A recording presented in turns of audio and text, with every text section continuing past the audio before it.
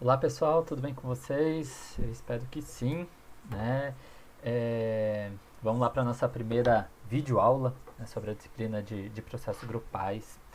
E conforme combinado, né, conforme nosso cronograma, hoje a gente vai ver um pouquinho da teoria do Kurt-Lewin, né?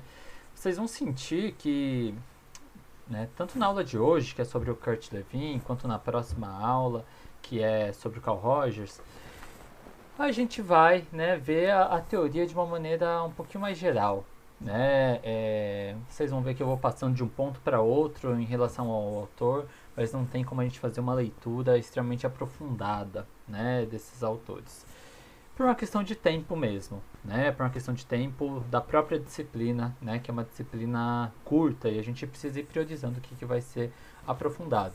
Mas eu entendo, né, que são autores necessários que a gente conheça ao menos a base, né, da proposta deles, tá?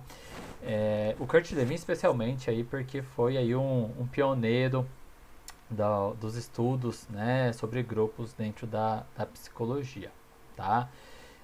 Então, né, vocês vão sentir isso que talvez, né, a gente acabe não se aprofundando muito em alguns pontos, mas eu posso deixar materiais também de suporte para vocês, caso queiram se aprofundar, e também fico sempre à disposição de discutir, de conversar mais com vocês sobre as teorias que a gente vai discutir, tá? Então hoje Kurt Lewin, na próxima semana o Carl Rogers. E daí, né, a gente vai começar já discutindo as origens da dinâmica de grupo, né? Dinâmica de grupo é um termo bastante conhecido para vocês, né, alunos de psicologia, né, para todos nós da psicologia, e para a sociedade em geral. A gente escuta muito falar de dinâmica de grupo no dia a dia, seja numa entrevista de emprego, numa atividade, né, em sala de aula e etc. Né? Mas o que a gente vai tratar aqui, né, não é disso, tá?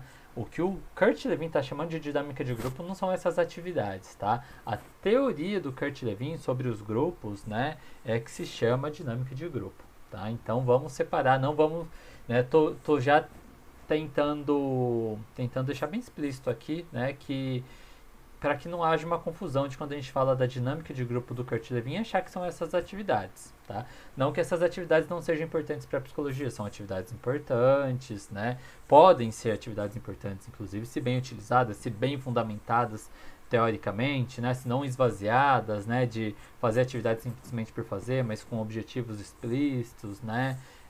E com a base teórica, tá?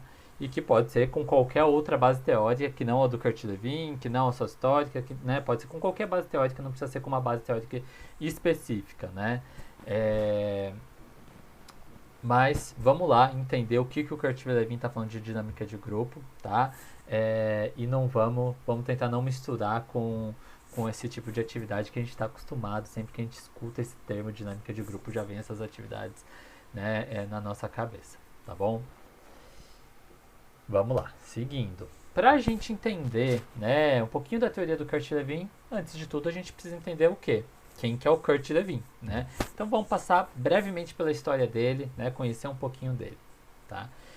O Kurt Lewin ele nasceu em 1890, né, lá na Prússia. A Prússia, para quem não sabe, né, fazia parte ali do Reino Alemão e era um território enorme, né, que pegava desde da Alemanha até partes do que hoje é a Rússia, tá?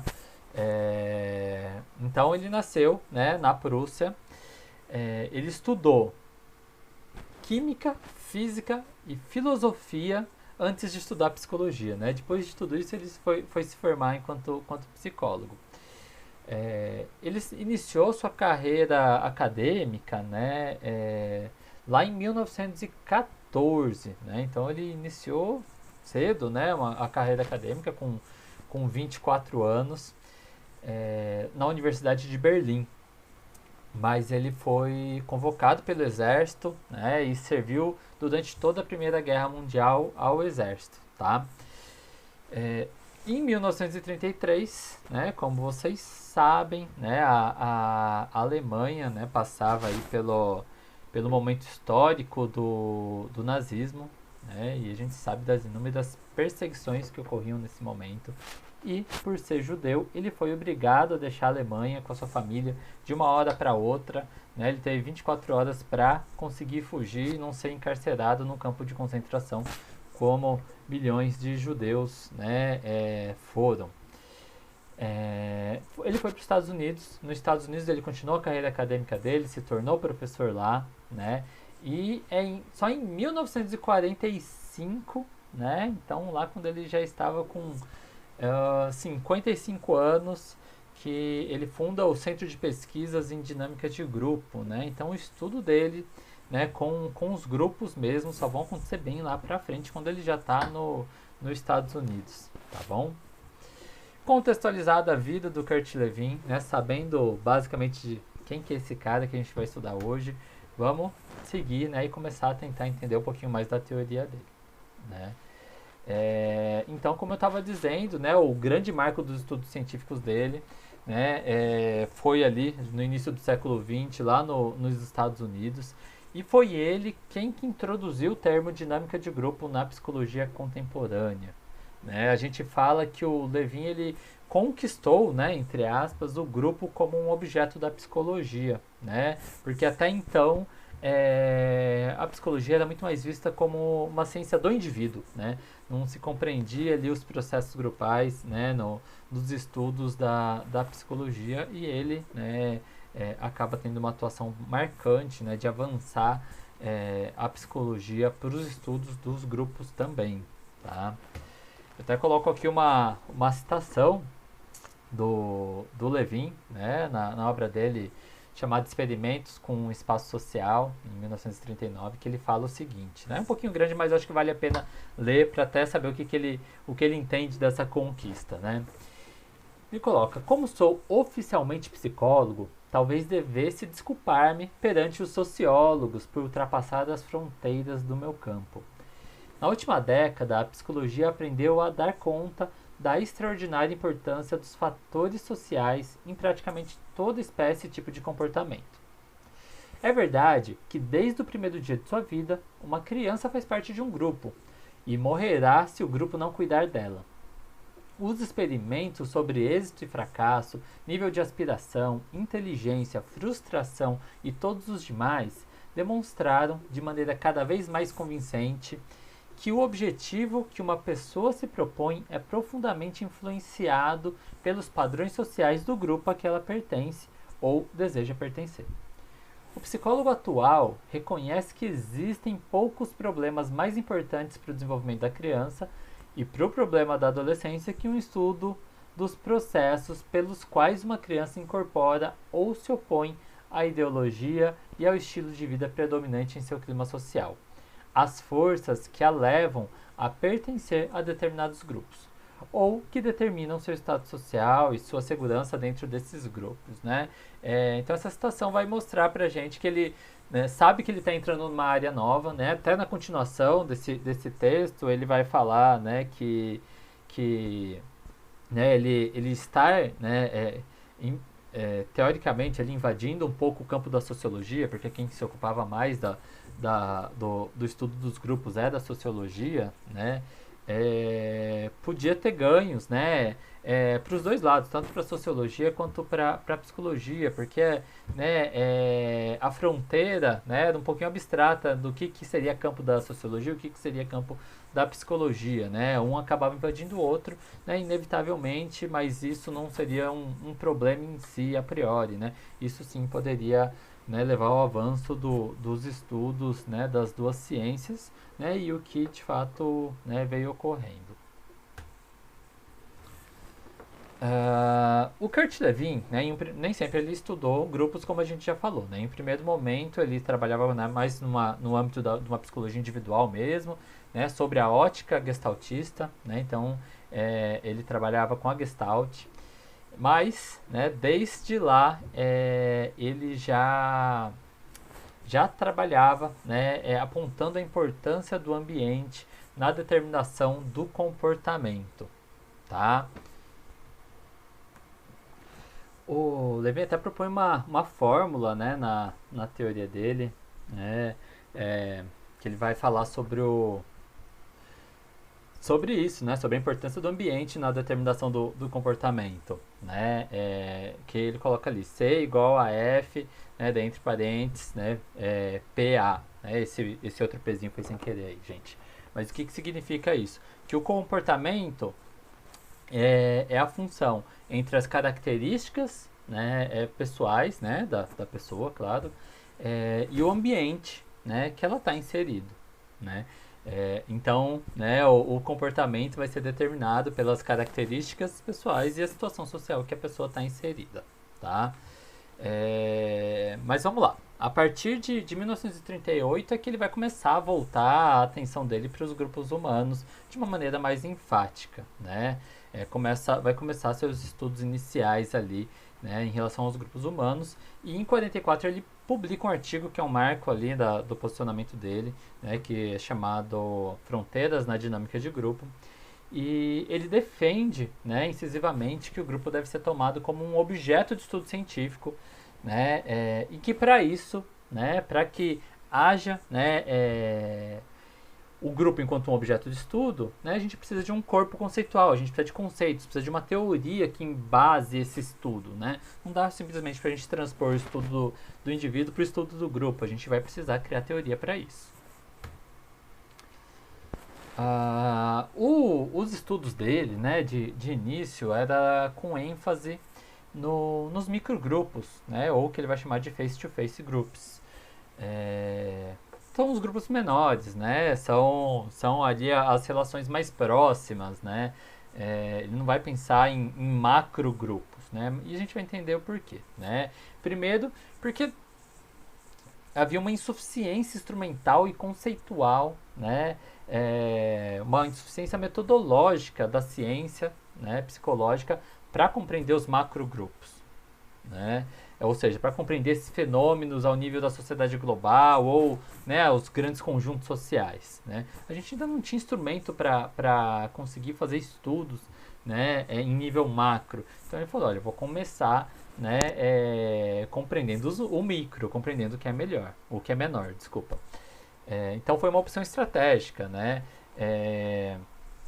Ele buscou, em primeiro momento, desvelar os mecanismos psicológicos de integração e desenvolvimento dos diversos tipos de microgrupos, né? Para que pouco a pouco se evidenciassem algumas constantes na formação e na evolução, né, dos agrupamentos humanos. Então ele quis estudando vários microgrupos, tentar identificar quais são essas constantes, o que né, os agrupamentos humanos têm em comum aí na sua diversidade.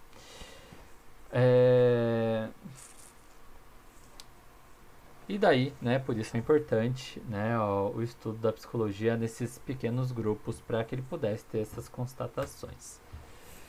Ele propunha uma ciência experimental, né, de pequenos grupos, né? Então essa teoria, né,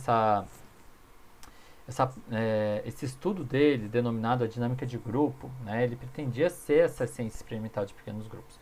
Ele investigou problemas que pareciam, né, bastante inacessíveis à experimentação até então, né? Como, por exemplo, algo que ele estudou muito foi o fenômeno da liderança. A gente vai falar um pouquinho mais para frente sobre como que ele foi fazer o estudo sobre a liderança, né? Mas era algo que até então era, né, imaginável pensar em uma mensuração, em um estudo mais específico sobre isso, né, a partir daquela proposta de ciência que existia no momento, tá? Em um primeiro momento, né, uma primeira etapa, ele buscou fazer os estudos em laboratório, né, a partir de grupos artificiais, ou seja, grupos que foram reunidos artificialmente, né, ele criava os grupos dentro de uma sala, né, e fazia as experiências, porque ali naquele espaço ele conseguia ter o controle das variáveis, né, da quantificação, ele conseguia, né, ter jogar um grupo para dentro de um laboratório, né, o que, né, acho que foi uma estratégia de um primeiro momento dele de tentar entender algumas questões grupais, mas é extremamente limitado, né, não dá para a gente ter esse controle de variáveis, né, de maneira tão significativa dentro do grupo, já que é um grupo, né, real, né, ele é multideterminado, não dá para a gente reduzir a um laboratório, né. Mas numa segunda fase, ele saiu do laboratório e passou a tratar com grupos reais, com solução de conflitos sociais, tá?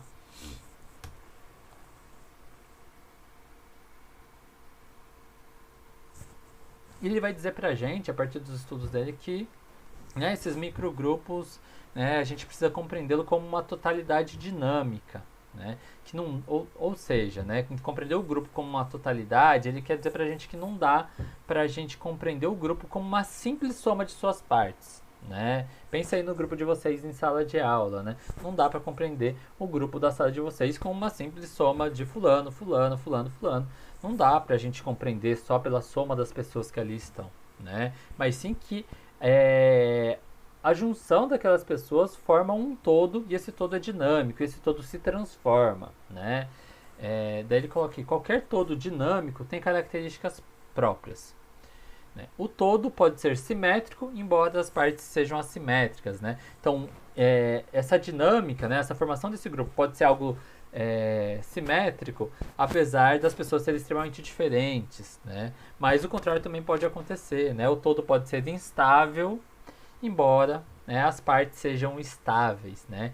Embora tenham pessoas extremamente estáveis dentro de um grupo, a formação desse grupo, né, a dinâmica desse grupo pode ser instável.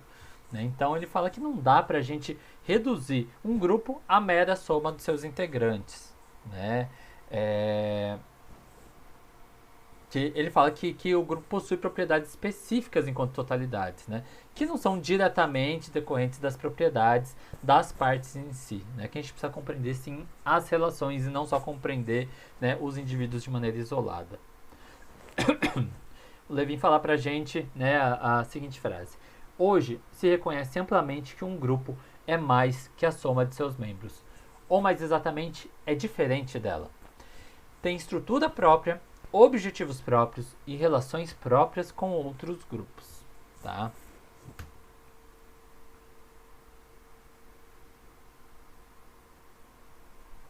E daí, partindo desse pressuposto que o grupo é um todo dinâmico, né, a gente tem que levar em consideração alguns pontos. Né?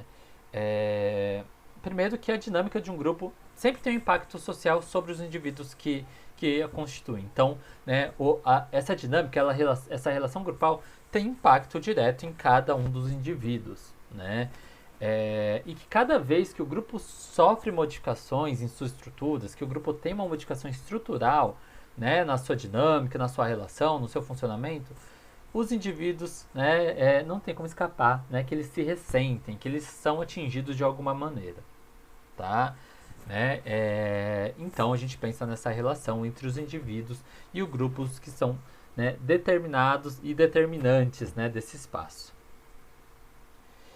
O impacto da mudança no estado de uma parte sobre as demais depende do grau de interdependências das suas subpartes, que varia desde a massa amorfa a uma unidade compacta, e depende, entre outros fatores, do tamanho, organização e intimidade do grupo.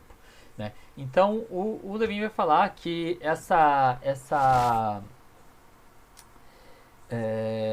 os impactos que o grupo vai ter na vida das pessoas, né, e que as pessoas vão ter no grupo também, vai depender, né, dessa sensação de interdependência que a gente vai entender já já. Né? Mas o quanto, né, esse grupo, né, é de certa forma compacto, né, e existe ali uma unidade nele. Como interdependência, né, a gente precisa compreender o seguinte. Né? O Levin fala pra gente que a essência de um grupo não é o que tem de semelhança, né, o que esse grupo tem de semelhança, né, em comum, ou a diferença entre seus membros. Não é as características, né, semelhantes ou diferentes ali entre seus membros, mas a sua interdependência. Né? Ele coloca que um grupo com uma, né, razoável solidez ele pode ser composto por partes ou membros bastante heterogêneos, mas, né, que ele pode, né, ser bastante conciso caso haja essa sensação de interdependência. Ele coloca dois tipos de interdependência. Né? Primeiro, de interdependência de destino, ou seja, né, que exista o reconhecimento por parte dos indivíduos, né, que a sua sorte ou o seu destino, né, depende também, do destino do grupo, né? Então, o seu futuro, né, depende também do futuro do grupo, né? Então, há essa interdependência, né? Essa sensação de interdependência. E também a interdependência da tarefa, né? Então, o Levin fala que, né, o fato de que os membros do grupo, né, estarem engajados em uma atividade, né, que dependem um dos outros para que suas metas sejam atingidas, né? Então, né, interdependência da tarefa é isso, né? Saber que eu só vou conseguir atingir os meus objetivos, né? Que eu só vou conseguir terminar a minha tarefa, né? A partir do coletivo desse grupo, que eu não consigo fazer isso sozinho, né? Que a gente tem aí uma tarefa em comum para cumprir, para atingir, né? E daí, esses são, né, fatores determinantes para a existência, né, dos grupos. O Kurt Lewin, gente, ele também tem demonstra, né, uma preocupação, né, aí nos seus textos com um funcionamento democrático da sociedade. Acho que isso é muito baseado na história de vida dele, né, de vivenciar, né, tempos, né, muito complicados, né, na sua juventude, né, por conta do nazismo, por conta de ter precisado, né, por estar num regime extremamente, né, opressor, descaradamente, né, opressor, e precisar, né, sair, né, fugido da Alemanha naquele momento. E daí ele vai demonstrar interesse por, né, defender um funcionamento democrático da sociedade, segundo a perspectiva dele, que também é de uma perspectiva que a gente tem que entender, né, dos Estados Unidos, né, naquele momento que ele vivia, pós, né, Primeira Guerra. Mas vamos lá, vamos entender o que ele está querendo entender como democracia, né? Ele diz pra gente, né, que o trabalho com grupos ele pode ser fundamental para o processo de reeducação democrática, né? Ele acha que a partir do grupo a gente pode transformar, né, as pessoas e as relações, né, propondo relações mais democráticas na nossa sociedade. Então ele traz o grupo como um instrumento de mudança, né? Já que é possível modificar a conduta individual através da transformação do comportamento do grupo. Tá? Ele vai chamar o grupo de um espaço privilegiado para a mudança social. E daí aqui a gente traz uma citação dele também, que ele fala: a mudança na situação de um indivíduo se deve, em grande parte, a uma mudança na situação do grupo a que pertence. Como membro de um grupo, ele habitualmente tem os ideais e objetivos do grupo, né? Então ele coloca o quanto, né, o grupo influencia e determina também, né, a situação de uma pessoa, né, a maneira de uma pessoa ser também.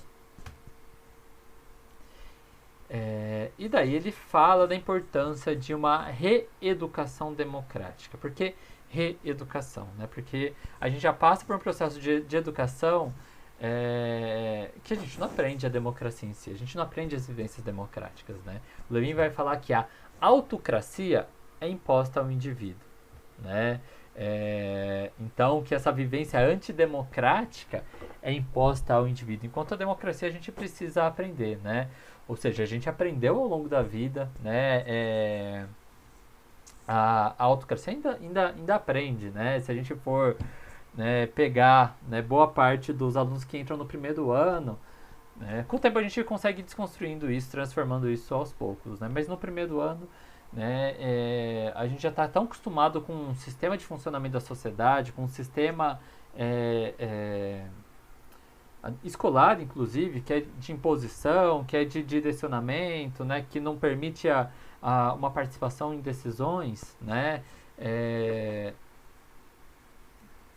que quando a gente joga para os alunos, né, do primeiro ano do curso de psicologia, por exemplo, para decidir algo é muito mais difícil, né, do que para os outros anos, né, porque já estão bastante acostumados com essa lógica, né, que muitas vezes já vem da escola, de ser direcionado, de não ter, né, a possibilidade de discutir, né, e de decidir coletivamente, né.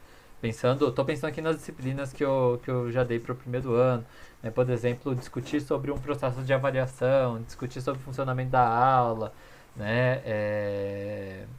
É muito mais fácil, há uma expectativa muito maior, né? Sobre, né, uma autocracia do professor simplesmente direcionar sem discutir isso, né? Agora, quando eu chego para vocês, né, nos últimos anos, vocês já estão muito mais preparados a debater, a se posicionar, a discutir coletivamente, né? Mas é um exercício para a vida, né, gente? O funcionamento democrático, até por entender que o democrático não é simplesmente o que a maioria quer, né, mas sim, né, respeitar e compreender as diferentes necessidades, né, pensando nas condições concretas e tudo mais. É bem complexo. Por isso a gente, né, é um exercício lento, né, que vamos levando para o resto da vida. Então, o Kurt Lewin fala de um processo de reeducação de atitudes, né, que exige que os grupos sejam levados a examinar seus objetivos e pressuposições e que os membros sejam levados a assumir papéis de outras pessoas, né? Então, né, envolve também um processo de empatia, de se colocar no lugar do outro, né, de assumir esse papel do outro. 2 pontos, né? Um, que é fundamental que os grupos se tornem conscientes e lúcidos da dinâmica inerente à situação, né? Então que compreendam, né, essa relação entre autocracia e democracia, né? O que está se pretendendo fazer até então, ter uma compreensão, né, desses fenômenos, de como o grupo funciona a partir disso, né? E também implica uma comunicação autêntica entre seus membros do grupo. Então é necessário que haja essa comunicação interna ao grupo para que ele seja de fato democrático e que essa seja uma comunicação autêntica. Caio, mas o que é essa tal de comunicação autêntica? A gente vai entender agora o que o Lewin está falando para a gente, né, sobre comunicação autêntica. Ele vai falar que a integração do grupo vai depender do nível de comunicação entre seus membros, né? Então, quanto mais autêntica for a comunicação entre seus membros, né, maior vai ser o nível de integração desse grupo. Ele fala que para isso é necessário o desejo de atingir o modo mais adequado de comunicação com o outro, né? Então é necessária essa disposição para, né, para transformar sua comunicação e para atingir essa maneira mais adequada de se comunicar com o outro dentro do grupo. Né? E que isso aí propicia um clima de aprendizagem propício ao crescimento e ao aperfeiçoamento humano. Né? Ele vai dizer para a gente que a integração não se realizará no interior de um grupo e, em consequência, sua criatividade não poderá ser duradoura enquanto as relações interpessoais entre todos os membros do grupo não estiverem baseadas em comunicações abertas, confiantes e adequadas. É disso que ele está falando, né, como comunicação autêntica. Essas comunicações que sejam mais abertas, que sejam mais confiantes e que sejam mais adequadas. E que isso é essencial, né, para que o grupo, né, tenha ali relações interpessoais mais efetivas, né, que consigam de fato atingir seus objetivos coletivamente também. Ele coloca que a capacidade de se comunicar de modo adequado com o outro, né, ele vai chamar isso de reencontrar, né, o outro psicologicamente e de com ele estabelecer o diálogo. Não é um dom inato, não é algo que a gente nasce pronto, né, mas é uma atitude adquirida por aprendizado, né? Então, somente aqueles que aprenderam a abrir-se com o outro, né, a se objetivar a seu respeito, tornam-se capazes de trocas autênticas com ele. Então é necessário esse esforço, essa disposição, né, e esse aprendizado, né, porque a gente não nasce aprendendo, sabendo fazer isso, fazer esse tipo de comunicação mais autêntica. Ele fala que a comunicação autêntica, né, essa comunicação aberta, autêntica, espontânea, né, é uma comunicação que vai para além das máscaras e dos personagens do dia a dia, né? Que a gente vai se despir, né, dessas máscaras, né, se livrar desses personagens e ser mais direto e mais aberto com o outro. E ele coloca que não é suficiente que as pessoas com desejo de comunicação se falem, se escutem ou mesmo se compreendam. É preciso mais. Né? A comunicação humana entre elas existirá quando e todo o tempo que conseguirem se reencontrar. Né? Então, para isso é necessário, né, mais do que a conversa, mas sim um contato psicológico, né, a superação dessas distâncias psicológicas. E daí, quanto mais espontâneas vão ser essas vias de acesso ao outro, né, nessa comunicação com o outro, menos formais vão ser os canais de comunicação e mais a comunicação tem possibilidade de se tornar de fato autêntica, né? E daí, para isso, a necessidade dessa capacidade de expressão de si, né? E também esse processo de empatia, de compreensão do outro. Lembrando que a comunicação, né, nunca é feita de maneira isolada, nunca tem um lado só, né? A comunicação é sempre a comunicação com alguém, né? Então, por isso a necessidade dessa troca, né? A necessidade de tanto a gente conseguir se expressar quanto a gente compreender o outro para que haja essa comunicação realmente autêntica.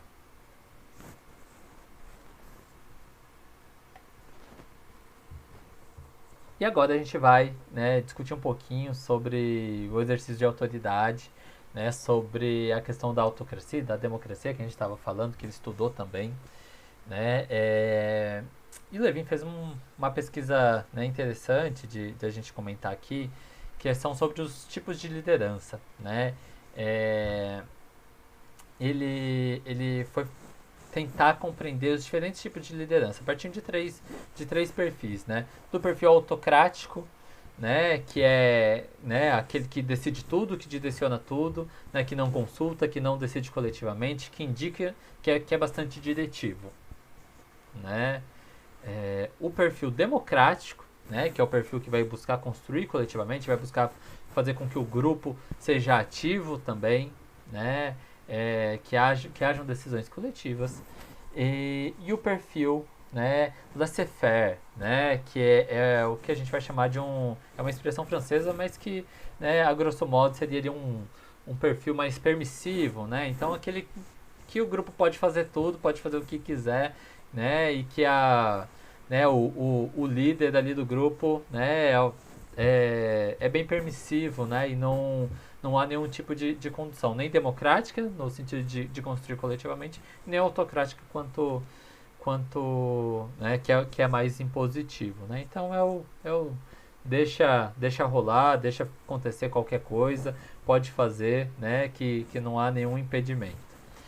E ele fez uma pesquisa com um grupo de crianças, né, num mesmo espaço físico, né, com as mesmas atividades, então ele tentou controlar ali todas as variáveis, né, buscando espaços físicos iguais, atividades iguais, e só mudou, né, a liderança, que daí era um líder adulto que foi treinado para mediar, né, essa relação das crianças, né, e colocou em um grupo uma liderança autocrática, em outro grupo uma liderança democrática, e em outro grupo uma liderança laissez-faire. E daí, que resultados ele encontrou, o que ele identificou, né, em cada tipo de grupo. Né? No grupo de crianças que tinha um líder autocrático, né, ele identificou nas relações o quê?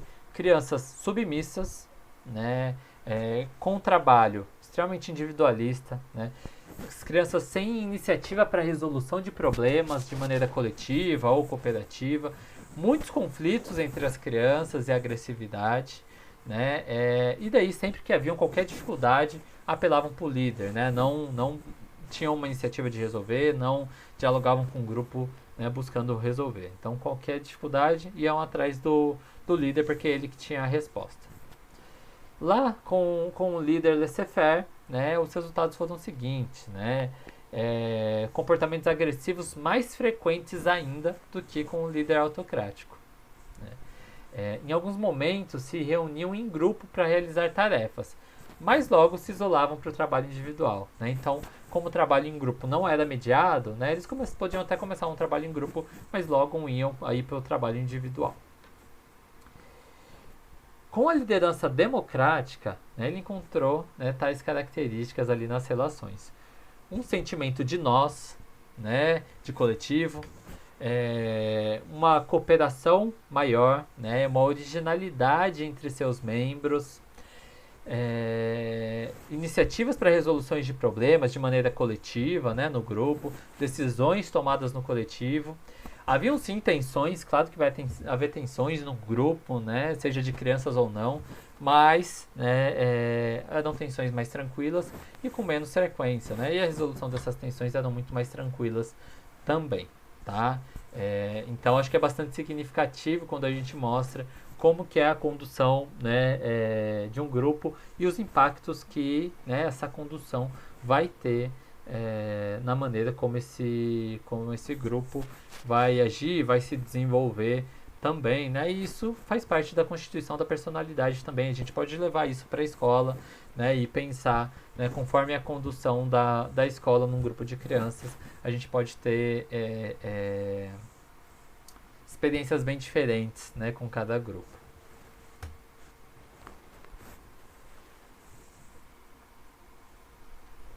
Daí, encaminhando para o fim, gente, já da nossa aula, né? A gente viu avanços significativos na teoria do Kurt Lewin, né?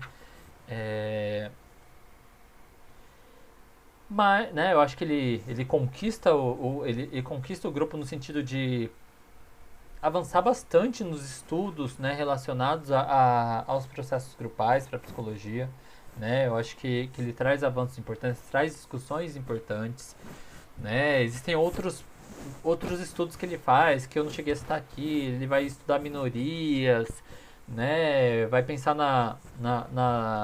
nas relações internas de grupos maiores também, né? Mas que eu acho que não caberia a gente se aprofundar aqui, mas que são avanços, né, importantes, mas que têm suas limitações, né? Mas a gente também precisa compreender as críticas, né? O Kurt Lewin, né, ele parte de uma concepção liberal de sociedade, de uma ideologia liberal baseada naquela sociedade americana, né? Então não é nenhuma teoria revolucionária que ele vai ter de transformação completa da sociedade, não, né? Ele quer a manutenção das coisas como estão, mas uma melhora ali de algumas relações, né? Por isso ele traz uma visão muito grande de harmonia, né, dessa busca pela harmonia dos grupos, mas que isso acaba ocultando as contradições da nossa sociedade, né? Não vem isso com uma visão histórica do desenvolvimento da sociedade, do desenvolvimento dos indivíduos, né? Das relações entre o macro e o micro, né? Das determinações sociais dos indivíduos, né?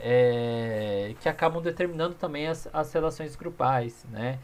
Então ele não parte de uma compreensão, né? De como as macrodeterminações vão incidir sobre os grupos, né? Ele acaba sendo bastante reducionista na sua análise, de entender o grupo, né, como uma totalidade, né, mas sem compreender as determinações sociais, né, da sociedade que a gente vive nesses grupos e nos diferentes grupos e nas diferentes classes sociais. Tá? Então existe essa limitação aí na teoria dele. Mas existem avanços importantes também que a gente precisa conhecer e precisa reconhecer, tá bom, gente? Acho que é isso, né? A gente fica por aqui hoje. Eu vou estar à disposição de vocês na hora da aula. Então, qualquer dúvida que surgir, né, em relação à aula, podem me acionar, pode mandar no nosso grupo do WhatsApp, pode, né, se não se sentir à vontade de mandar no grupo, pode mandar no particular. Sempre prefiro que mande no grupo, vocês já sabem, porque a gente, né, consegue discutir coletivamente. Mas sei que talvez um ou outro não se sinta confortável, pode mandar no particular também dúvidas, comentários, e a gente vai conversando, tá bom? Forte abraço para vocês, se cuidem, fiquem bem por aí e qualquer coisa, estamos aí. Um abraço.